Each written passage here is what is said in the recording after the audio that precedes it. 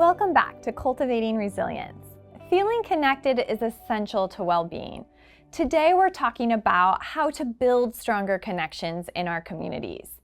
We'll explore simple yet meaningful ways to strengthen relationships and support resilience in everyday life. Thank you so much for being here, Crystal. Why are social connections so important to overall well-being? So when we think about social connections, particularly in our communities that we're living and working in, it really helps us to develop that sense of belonging, which builds those resiliency skills in us. Yeah, social connections is such like this fascinating phenomenon that has really seemed to come a long way in the last decade. With Brene Brown's work, tell us a little bit about what research is telling us around what it means like in our brains and bodies to be socially connected versus socially isolated. We know that when people feel social isolation, there are several negative outcomes that can come from this.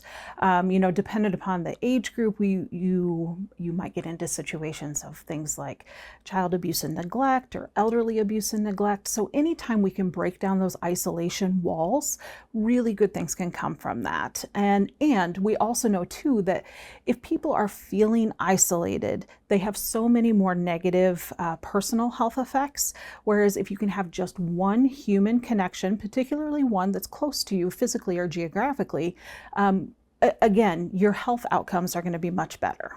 So it seems really important that communities then focus on this, right? They make spaces, activities, they give opportunities for this because in some ways it sounds like it really is mitigating those social determinants of health. What does that mean for communities? So when communities can come together to build that sense of inclusivity, there's some really awesome things that can come from this. The community starts to thrive, the individuals thrive, and then our systems thrive as well. When we can make those connections and build that sense of empathy for our fellow person, it really can make a difference in how we move forward as a community. One of the words you talked about was inclusivity, right? And so I'm guessing it's really important for communities to think about that word, how they're making spaces warm and inviting for all types of people and honoring even cultural differences. How can communities be really intentional about that? I think one key element is to ask. I think sometimes, particularly us as Iowans, we tend to be that whole kind of like Iowa nice, you just kind of let it go. But I think if you can have that vulnerability and ask people, how could we make this community feel more inclusive to you as from whatever background you're coming from, right? Yeah. So asking those questions can be a huge way to make sure that we do build those inclusive communities, and then we don't fall into that trap of making assumptions either. And again, I'm just as guilty of this as the next person, right? So I make an assumption about what 10 to 12-year-old boys want, and I am not a 10 to 12-year-old boy, right? When if I would have just asked, things really would have gone much more smoothly in the end.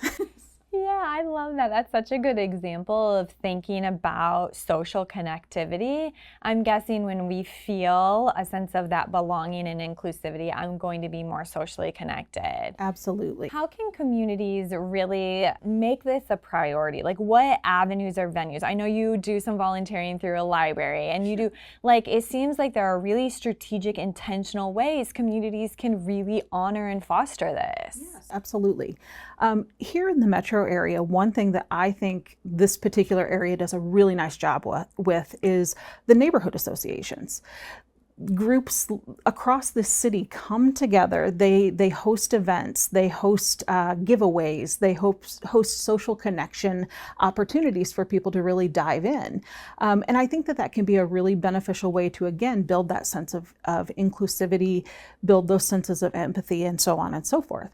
Now, I'm from a small town, right? So when you think about those types of things too, our sense of community is really kind of built in a couple of different ways. School systems can be very good at building that sense of inclusivity and making those opportunities. And then you mentioned my work with the library. Libraries are fantastic, right? So we're open to all. We want everybody to come through our doors. We want people to feel connected and included. Yeah. And I think there's probably intentional practices, both as a school system or as libraries, that we can do Tell me a little bit about what comes to mind for me, right, is our school does like a popsicle get together at the beginning of the year. Like that's really intentional. That allows for some of that social connection to happen. Versus if they didn't have any of those, like family connecting night, or like that would be intentional of not creating those opportunities. I think libraries could be very intentional, or actually have practices that could be harmful. Tell me a little bit about what that looks like. Yeah, I think the way to build intentionality about things is to do the research, to do the legwork, right? You have to know who's in your community, how they're feeling, where they're coming from, so that you can then incorporate or develop those opportunities for them. Again, I'll go back to neighborhood associations. I was at an event recently. There was a neighborhood association there at the table. They had a quick little activity for the kids, and then they had a 3-question survey for the parents. And I'm sure that they were getting really good data from that, because that will help to inform those activities as they move forward.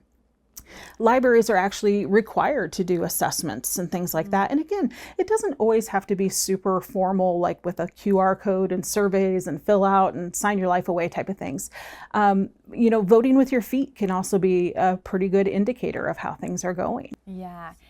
I remember attending a back to school event with Marion Independent Schools, and they had their library there too for giving all loan overdue book charges. Yes. And I thought, oh my goodness, how inclusive and inviting and socially accepting to say, you know what, we're starting the year off right, we're forgiving all this, because now people are more likely going to traffic the library, going to be engaged, going to get out there. So it seems like there's a lot of really intentional things communities can do. Absolutely. And again, knowing your barriers too can really help inform that. I'm sure for that particular group, they thought this could be potentially a barrier. Let's just eliminate it or reduce it if you can't always eliminate things. Yes. And so it sounds like a big thing we can do is just cultivating those social connections, because that offers some level of resilience. It offers support. What's just one more thing communities can do to build resilience? Yeah, I think if you, again, you're looking to maybe have some action steps, I think being aware, gain that awareness about your community, and then see how you fit into that larger piece of the puzzle. Is it through intergenerational connection? Do you want to maybe engage with an elderly neighbor to get them out of the house? Is it through working with the family that just moved in? Is it learning about another family's cultural background? These are some really fairly easy steps that can be taken, and then those can grow into more detailed opportunities. Yeah, I love that. When we moved into our house, our neighbor brought us cookies, and I was like, I feel welcome. Yes, absolutely. When we connect with those around us, we create stronger, healthier communities. Let's take small steps every day to build meaningful relationships and support well-being.